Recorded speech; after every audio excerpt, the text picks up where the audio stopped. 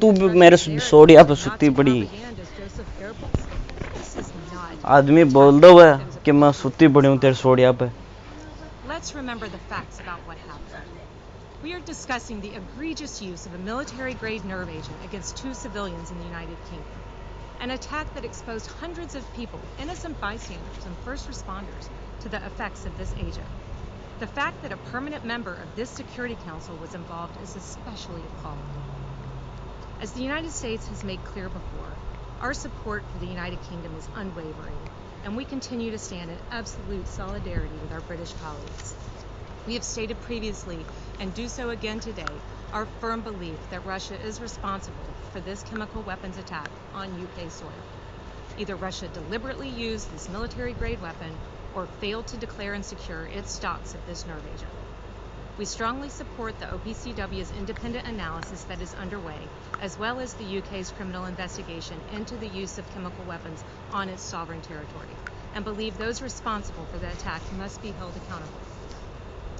The international community has rightly come together to express its outrage and take action. The United States, the United Kingdom, NATO, and 27 other countries have expelled altogether over 150 Russian intelligence officers. This is a testament to the grave concern that we and our partners share for Russia's attempts to undermine international peace and security. Meanwhile, Russia puts forward a series of conspiracy theories in an attempt to shift blame, with wild claims that the UK or the United States might be responsible. This disinformation and projection coming from our Russian colleagues is preposterous. Member states should not be fooled or led astray by these absurd efforts to dissemble from the facts. Russia is known to have developed military-grade nerve agents of the type used in the Salisbury attack. Russia has a well-documented record of conducting state-sponsored assassinations, including previously in the United Kingdom. High-ranking Russian officials have themselves made clear in public statements that defectors and so-called traitors are legitimate targets for assassination.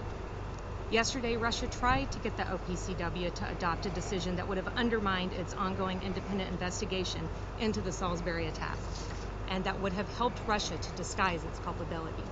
The members of the OPCW Executive Council overwhelmingly rejected Russia's proposal. Now, Russia wants to try again at the Security Council, but the truth of Russia's involvement in the Salisbury attack remains, and the international community should remain united behind this truth. Once again, as Ambassador Haley said, if we do not change course now on chemical weapons, we will be fast approaching a new and far more dangerous reality for all of us. We must hold those who have used chemical weapons accountable and rebuild the global consensus that these weapons must never be used under any circumstances.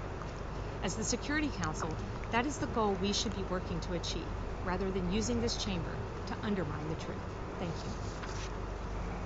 Doy las gracias a I thank the representative of the United States for his statement, and I now give the floor to the representative of Ethiopia. Thank you, Mr. President. Mr. President, our position on the use of chemical weapons is well known, and we had an opportunity to reiterate that position yesterday, 1 year after the Khan Shaykhun chemical attack in Syria. It's absolutely important to underline again and again that the use of chemicals as weapons is unacceptable and constitutes a serious violation under international law. However, 20 years after the entry into force of the Chemical Weapons Convention, we are seeing that this international regime is increasingly being undermined. We believe it is in the best interest of us all to do everything possible to maintain the use of chemical weapons as a taboo and preserve the integrity of the regime for the sake of global peace and stability. Mr. President, with regard to the Skripal case, we have been following the developments closely.